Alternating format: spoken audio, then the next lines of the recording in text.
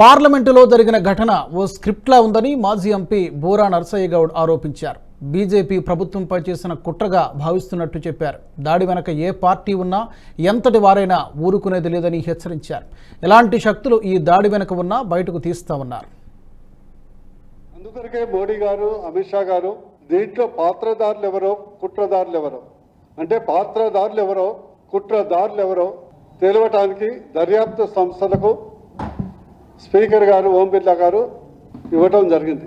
ఈ యొక్క 5 నిందితులు పట్టుబడ్డాక వాళ్ళ యొక్క నెట్వర్క్ అంతిమంగా చాపా ఎండలేదంటే ఎట్లయితే మనం కథ ఉందో అంతిమంగా దానికి సూత్రధారులు ఎవరు, ఇందులో ఏదైనా రాజకీయ పార్టీ కోణం ఉందా, ఏదైనా రాజకీయ పార్టీ అగ్రనాయకులు కావలసుకొని బీజేపీ పార్టీని, కేంద్ర ప్రభుత్వాన్ని చులకనగా చూపెట్టడానికి చేసినటువంటి ప్రయత్నమా అని దర్యాప్తు సంస్థలు తీవ్రంగా ప్రయత్నం చేస్తున్నాయి. ఆ రిపోర్టు కొరకు అందరూ ప్రధానమంత్రి గారు కానీ, అమిత్ షా హోంశాఖ మంత్రి కానీ వెయిట్ చేస్తున్నారు. ఈ మధ్యన మీరు ప్రెస్లో కానీ మీడియాలో చూడటం జరిగింది.